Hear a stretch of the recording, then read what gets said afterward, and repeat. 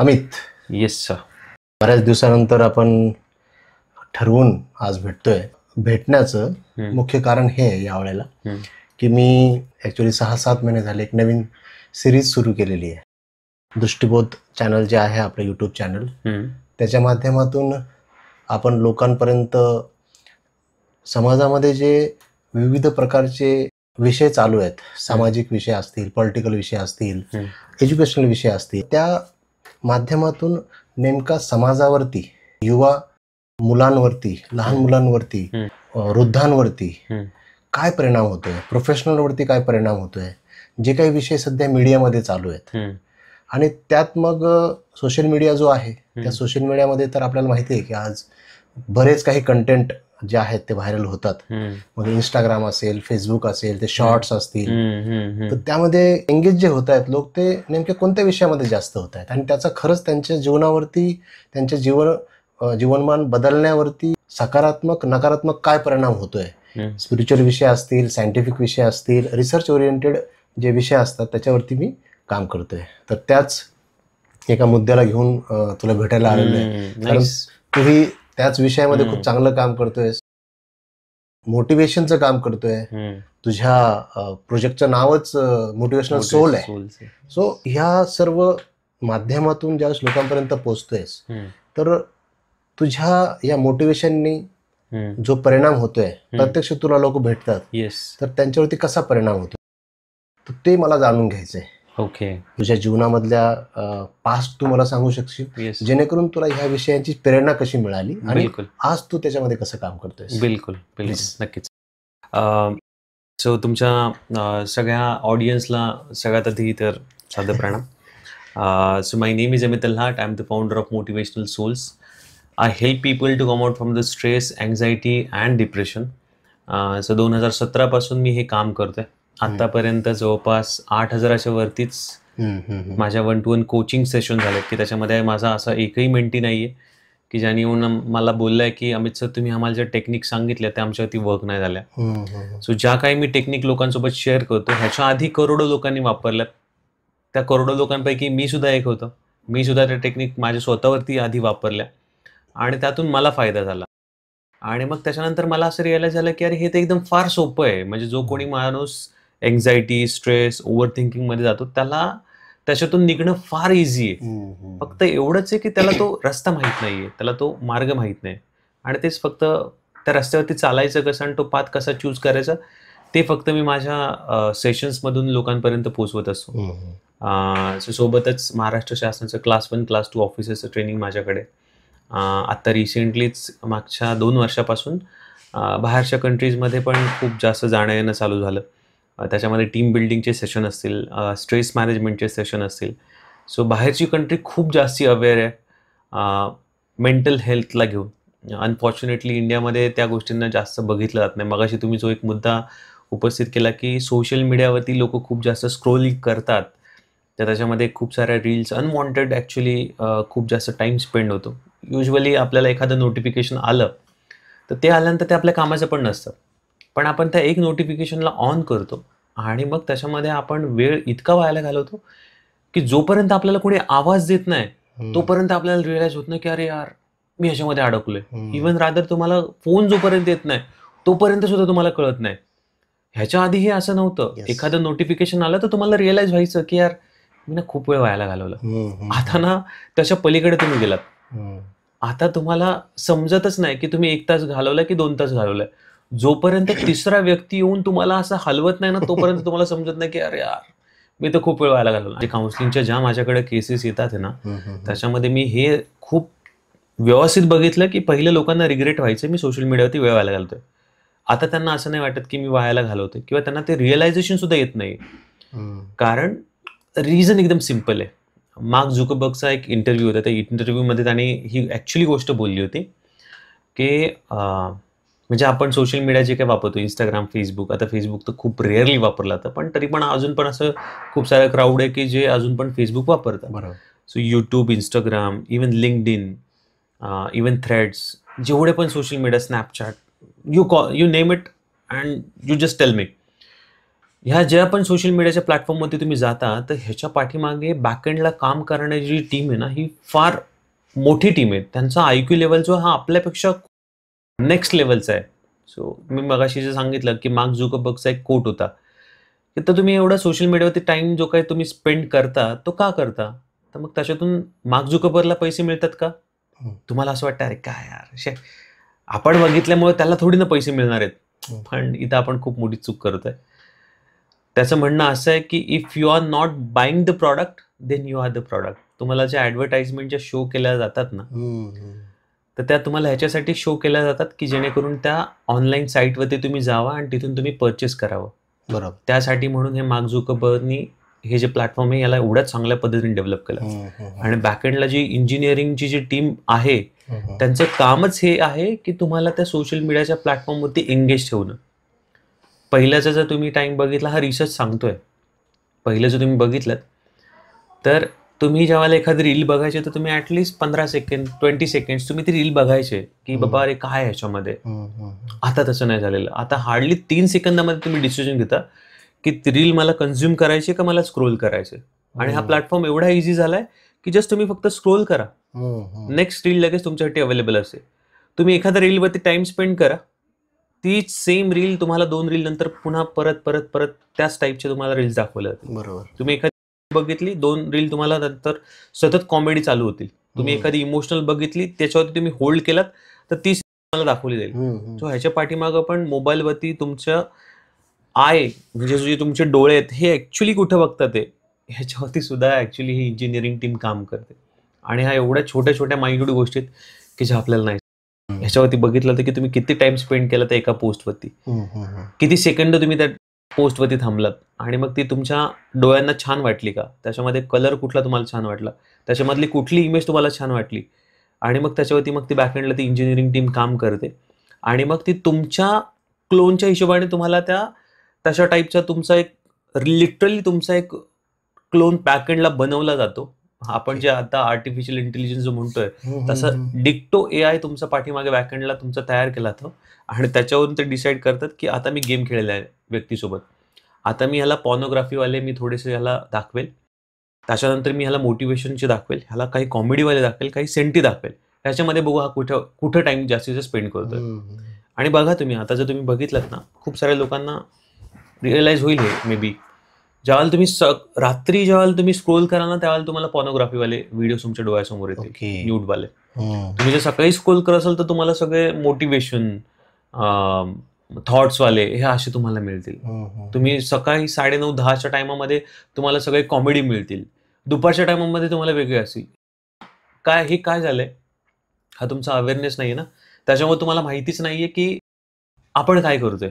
हं. सो तुमचा माइंड जो आहे ना, तो त्यांनी बरोबर ओळखलाय. करेक्ट. आणि हेच ॲक्च्युअली गौतम बुद्धांनी सांगितलं, की ज्यावेळेला तुम्ही अवेअर असता, तर त्यावेळेला तुम्हाला सजगता असते तुमच्या आतमध्ये, की तुम्ही काय करताय. आणि ह्या सजगतेचा जो वापर आहे, हा ह्या सोशल मीडियाच्या प्लॅटफॉर्मनी खूप छान पद्धतीने वापरला, ओके. की माणसाला तर कुठे हुक करून ठेवायचं एखाद्या गोष्टीवरती, हे त्यांना अगदी व्यवस्थित समजलं आणि त्यांनी त्याचा बिझनेस केला. हं. सो तुम्ही जर म्हणाल, की सोशल मीडिया पॉझिटिव्ह आहे का निगेटिव्ह आहे? मी त्याच्या दोन्ही फ्लिप बघतो. ओके. पॉझिटिव्ह पण निगेटिव्ह. हं, हं. आता तुम्ही हा जो काही व्हिडिओ जो तुम्ही बघताय, हा सोशल मीडियावरच बघताय. हं, हं, हं. सो याची ही चांगली बाजू सुद्धा आहे, बरोबर आहे. की ज्याच्यावर तुम्हाला चांगल्या पद्धतीचे कॉन्टेंट मिळतात. तुम्हाला माइंड कसं काम करतं हे तुम्हाला इन्फॉर्मेशन मिळतं आणि अर्थातच हं. तुम्ही जो काही युवाचा जो विचार करताय, की त्यांच्यासमोर तुम्हाला खूप अशा चांगल्या गोष्टी घेऊन जायच्या, की जेणेकरून त्यांना पुढे जाता येईल, हं. जे अडकलेत त्या ठिकाणी. सो अशा जे काही कॉन्टेंट मिळतात हे खरंच अफलातून आहेत. करेक्ट. सो ही एक त्याची चांगली पॉझिटिव्ह साईड झाली. निगेटिव्ह साईड त्याच्याच अगदी विरोधाभासामध्ये जर का तुम्ही बघितलं, तर मी असं म्हणेल, की 80% जी आहे ती पॉझिटिव्हिटीकडे फार कमी झुकलेली. मी असं म्हणेल, की 80% निगेटिव्हिटीकडे आणि 20% जी आहे ती पॉझिटिव्हिटीकडे. ओके. जर का तुम्हाला एखाद्या कुठं कारचा ॲक्सिडेंट झाला असेल किंवा रस्त्यावरती कोणाशी तरी भांडणं असतील आणि तो जो लाईव्ह व्हिडिओ शूट केलेला असेल, की त्याच्यामध्ये एक माणूस शिव्या देतोय आणि दुसरा माणूस त्याच्यावरती भांडणं करतोय, तुम्ही त्या रीलवरती थांबणार. हं. 100% तुम्ही त्या रीलवर हं. थांबणार बरोबर. आणि तुम्ही ती बघणार. पण त्याच उलट जर का एखादा छान कोणतरी झाडं लावत असेल आणि झाडांना पाणी कसं द्यायचं, लोकांशी कसं चांगल्या पद्धतीने बोलायचं, लोकांना कशी हेल्प करायची, हे जर तुम्हाला व्हिडिओ दाखवले, तर तुम्ही इंटरेस्ट नाही ठेवणार. मग हे त्यांना व्यवस्थित समजून गेलं की तुम्हाला जेवढ्या मसालेदार दाखवलं जाईल तेवढं तुम्ही कन्झ्युम करणार. बरोबर. So think about it. जर का तुम्ही सोशल मीडिया जर वापरताय तर मग तुम्ही नाण्याच्या कुठल्या बाजूला आहे, पॉझिटिव्ह साईडला आहे का निगेटिव्ह साईडला आहे. सो निगेटिव्ह साईड तुम्हाला समजून पण येते, पण फरक हा आहे की त्यावेळेला आपण अवेअर नसतो. सो अवेअरनेसची कमी असेल तर मग तुम्हाला नाही लक्षात येणार की आपण खरंच चांगलं कन्झ्युम करतोय का वाईट कन्झ्युम करतोय. करेक्ट आहे. सो हे तुम्ही तुमचं माइंड प्रोग्रॅमिंग करताय. सो माइंड प्रोग्रॅमिंग कसं होतं, काय होतं, ह्याच्याबद्दल फार डिटेलमध्ये ऍक्च्युली हा टॉपिक आहे. मागच्या 2017 पासून ह्याच्यावरच काम करत आलो आणि लक्षात आलं की ज्या पद्धतीने जो तुमचं सराउंडिंग असतं त्याच पद्धतीने तुम्ही बनता. सो एवढं सिम्पल आहे. अवेअरनेस असला पाहिजे तुमच्यामध्ये. तो अवेअरनेस आला की मग तुमच्याकडून चांगलंच काम होतं. Correct correct. आणि सध्या आता हे झालं सोशल मीडियाबद्दल व्यवस्थितरित्या तुम्ही त्याला अनालिसिस केलं आहे त्या विषयाला, परंतु ह्याच सोशल मीडियावरती आणि त्या विषयाशी संबंधित मोटिवेशन सध्या मी जे व्हिडिओ बघतोय, बरेचसे व्हिडिओ आहेत. मग स्पिरिच्युअल मोटिवेशन आहे, सायंटिफिक टेम्परामेंटवाले काही मोटिवेशन आहे, बिझनेस मोटिवेशन आहे, वेगवेगळ्या प्रकारचे मोटिवेशन. बरोबर. त्याच्यामध्ये जे सध्या हे जे मार्केट आहे, याला मार्केटच म्हणतात. मार्केट आहे म्हणजे साधारण लोक आम्ही आमच्यासारखे लोक मार्केट आहे यांच्यासाठी, बाजार आहे ना एक प्रकारचा. तर यांना नेमकं काय हवंय आणि ते आपण कोणत्या पद्धतीने द्यायचं हे यांना चांगल्या प्रकारे माहिती असतं, असं माझं ऑब्झर्वेशन. बरोबर, अगदी बरोबर. तर या मोटिवेशनच्या जर्नीमध्ये आजपर्यंत काय अनालिसिस केलेलं आहे की ऍक्च्युली खऱ्या अर्थानं मोटिवेशन हे कसं असलं पाहिजे, किती असलं पाहिजे, त्याची काही मर्यादा आहे का, आणि असलं तर ते प्रत्यक्ष जीवनामध्ये खरंच त्याचा उपयोग करून घेण्यासाठी तो व्यक्ती खरंच मोटिवेट होतो का. जर होत नसेल तर त्यासाठी काय आपल्याला त्यामध्ये बदलाव करता येऊ शकतो. आणि आज जे ह्या मार्केटमध्ये जे मोटिवेशनल ट्रेनर्स आहेत, स्पीकर्स आहेत, तुलनात्मक दृष्टीने तुम्ही कसे बघता. ओके, खूप छान प्रश्न आहे हा. थोडंसं विचार करण्यासारखं आहे. सो मोटिवेशन बद्दल जे काय तुम्ही बोललात, तर माझ्या पेजचं नावच मी मोटिवेशनल सोल्स म्हणून दिलं होतं. रिझन फार सिम्पल होतं त्याच्या पाठीमागे. ज्यावेळेला मी सुरुवात केली होती ह्या फेसबुकच्या पेजला, आता त्याच्यावरती जवळपास 2.5 लाखच्या वरती फॉलोअर्स आहेत. आता ते फेसबुकचं पेज ॲक्च्युली एवढं मी वापरत नाही, कारण इंस्टाग्राम एवढं बूम झालं, त्याच्यानंतर यूट्यूब एवढं बूम झालं की त्यानंतर त्याच्याकडे थोडंसं दुर्लक्षच झालं. पण तिथून ॲक्च्युली माझी स्टार्ट झाली होती फेसबुक पेजवरून. बरोबर. सो मोटिवेशनल सोल्स नाव तिथून आलं होतं, कारण मला असं रिअलाइज व्हायचं की मी ज्यावेळेला सकाळी हातामध्ये फोन घ्यायचो तर ते बाकीच्या गोष्टी बघण्यापेक्षा जर का माझ्या डोळ्यासमोर एखादा पॉझिटिव्ह थॉट जर आला तर माझी तिथून दिवसाची सुरुवात खूप छान होईल. सो तोच इंटेन्शन माझ्या डोक्यामध्ये होता की ज्या वेळेला माणूस त्याचा फोन हातामध्ये घेईल तर सगळ्यात आधी, आणि माझी तुम्ही पोस्ट बघाल ना तर दररोज सकाळी 6 वाजता माझी पोस्ट असायची. दररोज सकाळी 6 वाजता एक पोस्ट तरी मी टाकायचोच, की जेणेकरून फोन हातामध्ये आला तर तो लगेच पॉझिटिव्ह थॉटने त्याची सुरुवात होईल. ह्या इंटेन्शनने ते मोटिवेशनल सोल्स नाव मी सुरू केलं होतं. सो हे मोटिवेशन हे सकाळच्या नाही का एक मोमेंटमसाठी ते मोटिवेशन हवं होतं. बरोबर. बाकी ॲज जर का तुम्ही तो प्रश्न विचारलात की बाहेर मार्केटमध्ये जे काही ट्रेनर्स आहेत किंवा एखाद्या व्यक्तीला मोटिवेशन खरंच हेल्प करतं का, तर मी असं म्हणेल की त्याच्यावरती सुद्धा प्रश्नचिन्ह आहे की खरंच करतं का खरंच नाही करत. सो ते प्रत्येक व्यक्तीवरती डिपेंड करतं. पण माझा आत्तापर्यंतचा अनुभव असा आहे की एखाद्या व्यक्तीला एखाद्या माणसाकडून जर का तोला मोटिवेशनल टॉक मिळाला किंवा एखादा व्हिडिओ त्यांनी मोटिवेशनवाला बघितला, त्याला मोटिवेशन मिळतं. पण ते 48 आवर्सपर्यंतच असतं. 48 तासानंतर पुन्हा परत त्याला विचारा की बाबा तू ते 3 दिवसापूर्वी तू जे काही मोटिवेशनचा व्हिडिओ बघितला किंवा एखाद्या व्यक्तीचं तू सेमिनार अटेंड केलं, काय शिकायला मिळालं तुला. त्याला सगळंच्या सगळं नाही सांगता येणार. तुटकं सांगता येईल, पण ते तुटकमध्ये पण एक्झॅक्टली काय पॉईंट आहे ना, जो मर्म आपण म्हणतो ना की त्याच्यातून मला यार हे मिळालं, तर ते सुद्धा नाही त्याला सांगता येणार. आता याच्या पाठीमागचं रिझन असं आहे कारण त्याच्यावरती आपण काम करत नाही. ओके. तुम्हाला एखादी गोष्ट जर हवी आहे तर त्याच्या पाठीमागे ज्यावेळेला तुम्ही डेस्परेटली लागताना तर ती गोष्ट तुमच्यापर्यंत येऊन पोचते. पण जस्ट आपण जे म्हणतो ना जी के जनरल नॉलेज मला माझ्या लाईफमध्ये हवं आहे, त्या अनुषंगाने जर का तुम्ही ह्या गोष्टींना बघत असाल तर मग ते नाही काम करत. आणि मी हे खरं आहे की 48 आवर्सपर्यंतच राहतं मोटिवेशन. तुम्हाला एखादं काम करायचं त्याच्या रिलेटेड जर का तुम्ही सगळ्या गोष्टी जर ऐकत असाल आणि त्या रिलेटेड तुमच्यासमोर सगळ्या स्टोरीज जर येत असतील तर मग तुम्हाला इन्स्पिरेशन मिळतं. म्हणजे हे खूप मोठं जंगल आहे त्या जंगलामध्ये वनवा नेहमी पेटतो, उन्हाळ्यामध्येच मोस्टली पेटतो. तर तो वनवा असंच पेटतो का नाही, कारण त्याच्या पाठीमागे एक छोटीशी अशी एक ठिणगी असते, ती तिथे पडली की तो वनवा पेट घेतो. तसंच हे मोटिवेशनचं पण असंच काम आहे. तुमच्या आतमध्ये एक भूक असते आणि तुम्हाला ती गोष्ट पाहिजे असते, पण तुम्हाला ना तो क्ल्यू मिळत नाही की अरे कुठून सुरुवात करावी. मग हे मोटिवेशनमध्ये ज्यावेळेला तुम्ही दुसऱ्यांच्या इन्स्पिरेशनल स्टोरीज ज्यावेळेला ऐकता, तर त्यावेळेला तुम्हाला असं यार डोकं चालतं, यार यार ह्या माणसाने केलं यार ते, यार मी पण करू शकतो. आणि मग तो जो काही सेल्फ कॉन्फिडन्स आतमधून येतो ना, मोटिवेशन काय की सेल्फ हेल्प आहे. ज्यावेळेला तुम्ही खरं स्वतःवरती आतमधून प्रेम करता आणि तुम्ही म्हणता की नाही यार मला जमू शकतंय, मी का थांबलोय, आणि ते ज्यावेळेला तुम्हाला असं आतमधून वाटतं मी करू शकतो, मग त्यावेळेला ते सेल्फ मोटिवेशन तुम्हाला खूप नेक्स्ट लेवलला घेऊन जातं. सो तिथं ॲक्च्युली हे मोटिवेशनचं काम होतं. सो दुसऱ्याने तुम्हाला कोणी ज्ञान जर दिलं तर ते काम नाही करत, पण तुम्हाला जर का ते खरंच हवं असेल आणि त्या वेळेला त्या व्यक्तीने जर का तुम्हाला मदत जर केली, एखादी दुसऱ्याची स्टोरी सांगून किंवा स्वतःच्या लाईफमधली एखादी इन्सिडेंट सांगून, माणूस इन्स्पायर कधी होतं माहिती आहे का? रादर हे लहानपणाची गोष्ट आहे. आमच्या घरी ज्यावेळेला लाईट जायची संध्याकाळच्या टायमाला, तर सगळ्यात आम्ही घराच्या बाहेर जाऊन बघायचो की दुसऱ्याची लाईट गेली आहे का.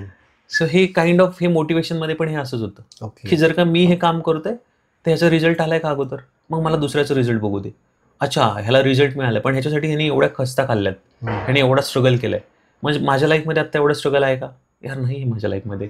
बरं आहे, मला आत्ता नाही का तो थोडासा स्ट्रगल सहन करावा लागतोय, म्हणजे याचा अर्थ मी करेक्ट पाथवर आहे. सो ह्या ज्या काही स्टोरीज आहेत ना, ह्या तुम्हाला ना सपोर्ट करतात तुमच्या कामासाठी. सो ते प्रत्येक व्यक्तीच्या घेण्यावरती आहे की तुम्ही त्या स्टोरीजला कशा पद्धतीने घेता. सो त्या स्टोरीजला मी मोटिवेशन नाही म्हणणार, त्याला मी इन्स्पिरेशन म्हणेल. सो एवढं छान आहे हे आणि सिम्पल आहे. आपण जे काम करतोय ना, ही फॉर्मॅलिटी नाही, ऍक्च्युली औपचारिकता म्हणून नाही करतोय, याची रियालिटीमध्ये गरज आहे. एक्झॅक्टली, म्हणजे आता आपण जो काही विषयाला हात घातला ना, ही रियालिटी. येस. सो खऱ्या अर्थानं परिवर्तनासाठी, चेंजसाठी मुलं आसपास मित्र बघतोय मी, खूप अँझायटीमध्ये आहेत, खूप परेशान आहेत, खूप हुल्लड पण आहेत. त्यांना कळत नाही ऍक्च्युली की नेमकं करायचंय काय जीवनामध्ये, आणि मी जे बघतोय त्याचा परिणाम काय होतोय त्याला कळत नाहीये ते. मग साहजिकच ते पूर्ण हातातच आल्यामुळे दिवस रात्र त्याच्याकडे आहे ते. त्यामुळे युवा वर्ग स्पेशली त्या ज्या गोष्टीमध्ये तो अडकू शकतो आणि अडकतच चाललेला आहे ऍक्च्युली, त्या गोष्टी त्याच्यासमोर जास्त येत आहेत, तू जसं अगोदर सांगितलं. मग आता याच्यामध्ये बदलाव करण्यासाठी नेमकं तू जे काम करतोयस, सुंदरसं काम करतोयस, कारण लोकांमध्ये त्यांच्या प्रॉब्लेम मधून बाहेर पडण्यासाठी, कारण प्रॉब्लेम घेऊन येतात ना, ऍज अ काउन्सिलर तुझ्याकडे लोक काय येतील ना, मोटिवेशन घ्यायचं आणि डान्स करायचा आहे किंवा खूप काहीतरी नाही, ते प्रॉब्लेम घेऊन येतात, सोल्युशन हवं आहे त्यांना की यार माझा हा प्रॉब्लेम आहे, खूप अँझायटी आहे, मला डिप्रेशन आहे, मला अशाच प्रकारचे लोक नॉर्मली येतात. बरोबर. तर ते मोटिवेशन जे आहे ते रियालिटीमध्ये त्याच्यावरती काम करते की नाही करते, याच्या काही केस स्टडीज तुझ्या जर असतील तर त्या मला शेअर कर. आणि त्या खरंच ते मोटिवेशन किती वेळपर्यंत कायम राहतं आणि तू त्याला मग नंतर कशा पद्धतीने परत ट्रीट करतो त्या व्यक्तीला, जर तो परत येत असेल तर त्याच्यामध्ये बदलाव तू कसे पाहिलेले आहेस, तर ते मला थोडंसं तुझ्या केस स्टडी बद्दल 1-2 स्टोरी जर सांगू शकला तर खूप चांगलं. नक्कीच. सो काउन्सिलिंग मधला माझा नेहमी थंब रूल राहिला. इवन माझे जे पण क्लायंट्स असतील त्यांना मी नेहमी हेच सांगतो की ज्या वेळेला तुम्ही माझ्यासोबत बसताय तर ह्या रूम मधली जी गोष्ट आहे ही ह्या रूमच्या बाहेर जाणार नाही, ह्याची गॅरंटी मी घेतो.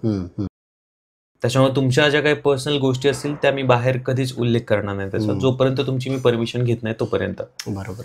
पण त्याच्यामधल्या अशा पण काही गोष्टी निघाल्या की त्याच्यामध्ये सक्सेस रेशो जो होता, मी जसं म्हटलं की 8,000च्या वरतीच्या काउन्सिलिंग जे झाल्या सगळ्यांना रिझल्ट मिळाला त्याच्यामध्ये. मग त्याच्यामध्ये नंतर मग मी त्यांच्याकडून परमिशन पण घेतली की तुमचा हा स्ट्रगल पिरियड होता, ह्याच्यावरती तुम्ही इथे असं काम केलं आणि त्याच्यानंतर तुम्हाला हा रिझल्ट मिळालाय. पण रादर लोकांनी येऊन तो रिझल्ट पण सांगितलं, सर खूप भारी झालं. मग मी त्यांना विचारलं की तुमची ही जी काही स्टोरी आहे ना, हे मी दुसऱ्याला सांगू शकतो का, तुमचं नाव न घेता. बरोबर. मग असे जे काही माझे क्लायंट आहेत, मग ह्यांच्या मग मी स्टोरी मी बिंदास सांगतो, पण त्यांचं नाव न घेता. कारण ज्यावेळेला माझ्यासमोर एखादा बसलेला असतो तर त्याला समजतच नाही की अरे हे कोणाबद्दल बोलतात ते, कारण त्या व्यक्तीचा क्लूज लागत नाही. ते योग्य पण नाही ना कुणाचं नाव घेणं. एक्झॅक्टली. पॉझिटिव्ह असं की निगेटिव्ह असं. एक्झॅक्टली. सो तसेच त्या पद्धतीच्या खूप साऱ्या स्टोरीज आतापर्यंत एवढं काम झालंय त्याच्यामध्ये खूप साऱ्या स्टोरीज आहेत. मग मी युजली आतापर्यंत जे काही मोठं मोठं जे बघितलं तर लोकांना 4 पॅरामीटर्समध्ये नेहमी अडकली. 4 गोष्टी त्यांना आयुष्यामध्ये नेहमी सतावत राहतात. सो पहिलं जे असतं ते असतं त्यांची वेल्थ. पैशाला त्यांना मॅनेजमेंट जमत नाहीये. आत्ता पैसे आले, पगार आला किंवा एखाद्या बिझनेसमध्ये खूप मोठा प्रॉफिट झाला, सडनली मंथ एंड पर्यंत येईपर्यंत त्यांच्याकडे ते ₹1 राहिलेला नसतो. त्यांना दुसऱ्याकडून बॉरो करावे लागतात. बरोबर. सो माणसाची आहेत ते वेल्थ वाईज फायनान्समध्ये अडकले. दुसरं आहे त्यांच्या हेल्थमध्ये शारीरिक व्याधी आहेत. कोणाचं वजन वाढलंय, कोणाचं बीपी लो आहे, कोणाचं डायबिटीस आहे किंवा घरामध्ये कोणतरी आजारी आहे, त्याच्यामुळे ते परेशान आहेत. तिसरा जो मेजर आत्ता ह्या जनरेशनमध्ये जो काही मी बघतोय हा रिलेशनशिपचा इश्यू आहे. ओके. नेक्स्ट लेवलचा आहे. म्हणजे माझ्याकडे जर का तुम्ही म्हटलात 10 केसेस आल्या तर 10 मधल्या माझ्याकडे 8 केसेस ह्या रिलेशनशिपमधल्या असतात. हार्डली एखाद्या मुलीने लग्न केलं 3 महिन्यामध्ये तर डिसिजन घेतात की आम्हाला सेपरेट व्हायचंय. ओके. तर हे नेक्स्ट लेवलचं ॲक्च्युली गोष्टी होत चालल्यात. आता ह्या कशामुळे होतात ते डिस्कस करूयात आपण त्याच्यावरती. आणि चौथा जो आहे तो करिअरला घेऊन आहे की करिअरमध्ये मला नेक्स्ट लेवलला पोचायचंय पण मी पोचू शकत नाही. मी खूप दिवस झाले एकाच ठिकाणी मी स्टक झालोय. त्याच कंपनीमध्ये मी त्याच रोलवरती काम करते. मला कंपनी स्विच करायची पण माझ्याकडून होत नाहीये. इव्हन बिझनेससाठी पण हे मी खूप बघितलं की एखाद्या व्यक्तीला बिझनेस असं त्या नेक्स्ट लेवलला घेऊन जायचंय पण माहित नाही कुठंतरी तो नाही का येऊन अडकतो आणि त्याच्या पुढे तो निघतच नाहीये.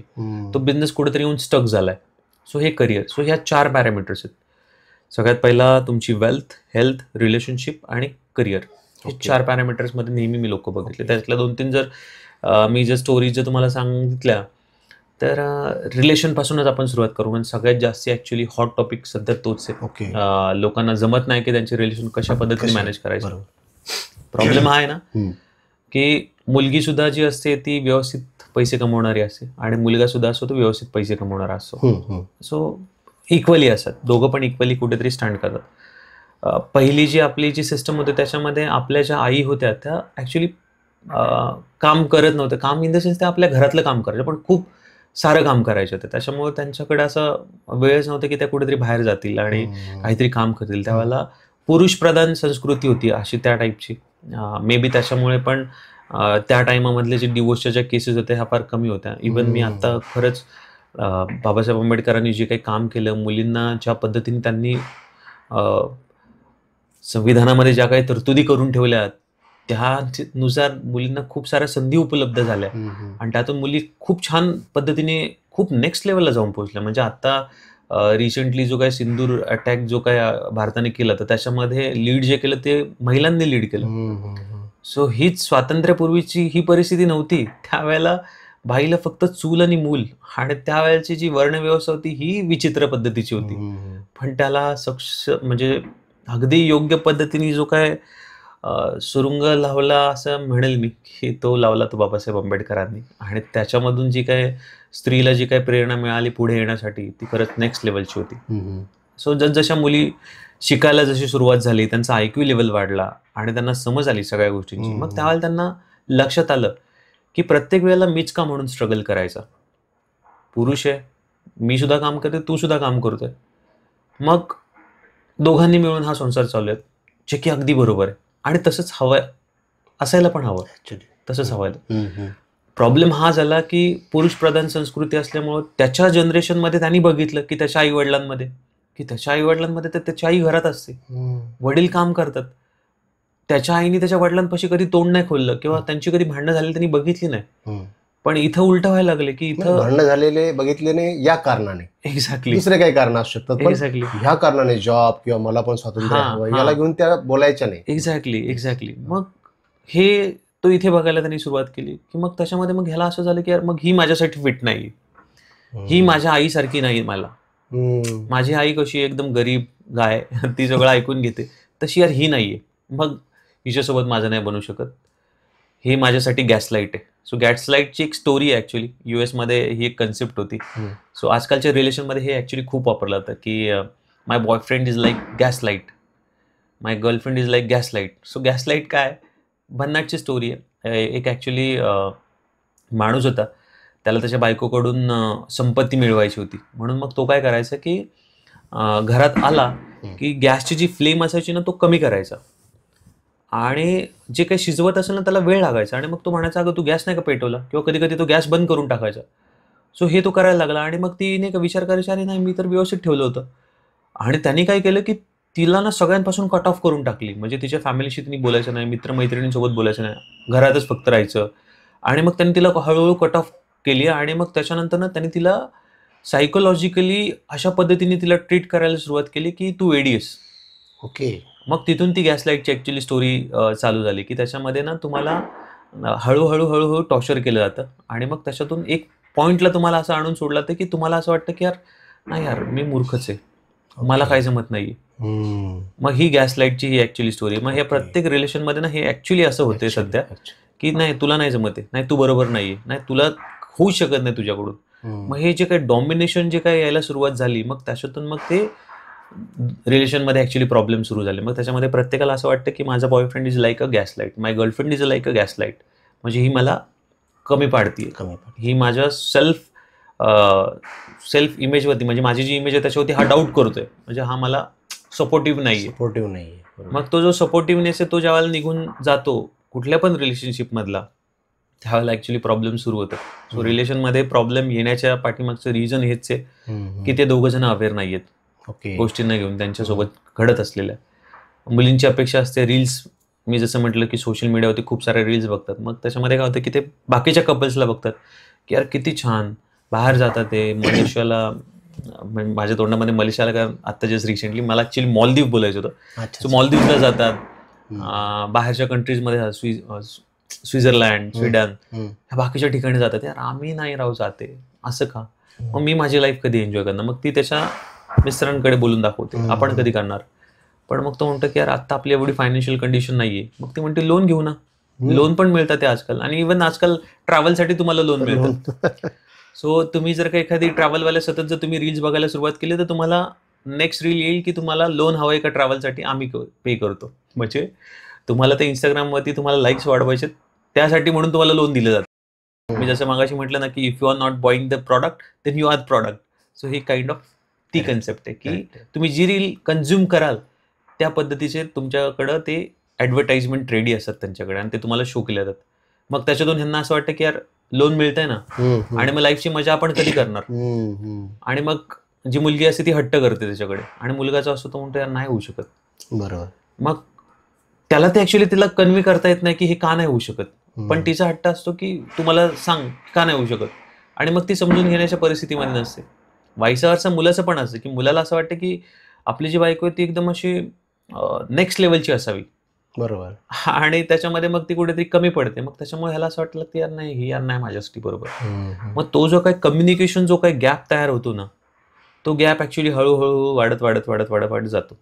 आणि मग ज्या वेळेला एखाद्या व्यक्तीबद्दल आपल्याला राग येतो तर आधी आपण त्याच्याबद्दल विचार करतो की ती मला असं बोलली यार मी का नाही त्यावेळेला असं बोलू शकलो. किंवा एखादी मुलगी असेल तर ती असं विचार अरे यार त्या टायमाला तो असं मला बोलला, मी असं का नाही बोलले त्याला त्या टायमाला, भविष्यामध्ये येऊ देत. म्हणजे आता आमची 2 दिवसानंतर भांडणं वगैरे कधी झाली तर मी त्याला ही गोष्ट बोलेल की तू त्या टायमाला मला असं बोललो. आणि बघा तुम्ही जे कोणी बघतात त्यांना समजेल की तुमची ज्यावेळेला भांडणं होतात तर त्यावेळेला तुम्ही हे डिसाईड करता की अरे त्या टायमाला ती अशी बोलली, त्या टायमाला तो असं बोलला, मी नाही बोलू शकले, मी आता घरी गेली की भांडणं काढणार आणि मी हे बोलणार, हा पॉईंट माझा राहिला, तू त्या दिवशी मला असं बोलला होतास, मग तू कसं काय बोललास, हे असं हे तू चुकीचं बोललास, आणि त्या टॉपिकला घेऊन भांडणं करणार. आणि ठरवून भांडणं केली जातात आजकाल. आणि मग ती ठरवलेली भांडणांचा मग जो तो असतो रिझल्ट तो विकोपाला जातो. ह्याच्यामध्ये तुम्ही सोल्युशन नाही बघत आहे, ह्याच्यामध्ये तुम्ही स्वतःला प्रूव्ह करण्याचा प्रयत्न करताय. सो हा अवेअरनेस नाहीये की हे तुमच्याकडे येतंय कुठून. सो जे काही तुम्ही सोशल मीडिया जे काही वापरताय ते तुम्हाला ऍक्च्युली चांगल्या पद्धतीने नाही तुम्हाला प्रोग्रामिंग करते, हे चुकीच्या पद्धतीने करते. प्रॉब्लेम असा आहे की तुम्ही ज्या संगतमध्ये राहताय, जे तुमचं फ्रेंड सर्कल आहे, ते सोशल मीडियावरती दाखवण्यासाठी म्हणून खूप वेगवेगळ्या भन्नाट अशा गोष्टी करत असतात. त्याला बघून तुम्ही इन्फ्लुएन्स होता आणि तुम्हाला असं वाटतं की तिची लाईफ खूप छान चालली आणि माझी पण लाईफ अशी हवी, आणि मग तुम्ही तसं करायला प्रयत्न करता आणि ते फसता कुठंतरी. पाठीमागे बॅकएंडला त्यांच्या लाईफमध्ये काय चाललंय हे तुम्हाला नाही माहिती. सोशल मीडियावरती प्रत्येक जण खूप छान त्याची लाईफ दाखवतो, बॅकएंडला फार भयानक चाललेलं असतं. सो रिलेशनमधले जे काही प्रॉब्लेम आहेत, जे आता रिसेंटली जे काही मी डिस्कवर केले, हे सोशल मीडियामुळं खूप जास्त प्रॉब्लेम समोर बघायला मिळाले. आणि मगाशी जो काही मी मुद्दा मगाशी म्हणत होतो की दोघं पण कमवतेत आणि त्याच्यामध्ये दोघांची पण जी इगोची स्टेट आहे ही नेक्स्ट लेवलला जाऊन पोहोचली. ह्याच्यामध्ये हा पण खाली जायला तयार नाही आणि ही पण खाली जायला तयार नाही. तर रिलेशनमध्ये ज्यावेळेला तुम्ही असता एकमेकांमध्ये, तर समजा ही जर लेडी ही भांडण करते, तर हा जर मुलगा असेल ना, तर ह्यानी ना थोडंसं जरा सौम्यपणा घेणं गरजेचं आहे. समजा तुमच्याकडे एखादा रबर आहे आणि तो रबरला जर का तुम्ही ताणायला सुरुवात केली, एक मोमेंट पर्यंत तो ताणला जाईल. त्याच्यानंतर पण जर का तुम्ही प्रयत्न करायला सुरुवात केली, तर तो तुटून जातो. रिलेशन अगदी त्या नाजूक रबरासारखं आहे. एक साईडला एकाने जर ताणला ना, तर दुसऱ्याने ढील द्यायची असते. ह्या बाजूनी ह्यानी जर ताणला, तर हिनी ढील द्यायची असते. दोन्ही साईडनी दोघं जण जर ताणायला जर सुरुवात केली, तर तो तुटून जातो. बरोबर. एवढा सिंपल आहे हा रिलेशनचा रूल. त्याच्यामुळे जर का तुम्हाला तुमचं रिलेशन खरंच हेल्दी बनवायचं असेल, सिंपलचा रूल आहे. भांडणं झाली तर एकाने त्याला शांतता घेणं गरजेचं आहे. तिला ऐकून घेणं गरजेचं आहे. तिचे पॉईंट्स कशावरती ती भांडते आणि का असं बोलतीये ती, ह्याच्यावरती लक्ष देणं गरजेचं आहे. वाईस वर्सा मुलींच्या बाबतीत पण आहे, की हा असं का बोलतोय, ह्याचा पॉईंट ऑफ व्ह्यू काय आहे. त्या पॉईंट ऑफ व्ह्यूनी ज्यावेळेला तुम्ही विचार कराल, तुम्हाला तुमचा आन्सर सहज मिळून जाईल. सिंपल आहे. ओके. हे रिलेशन मधले हे ऍक्च्युली प्रॉब्लेम्स आहेत. आणि हे ऍक्च्युली हे पॉइंट महत्वाचे आहेत खरं.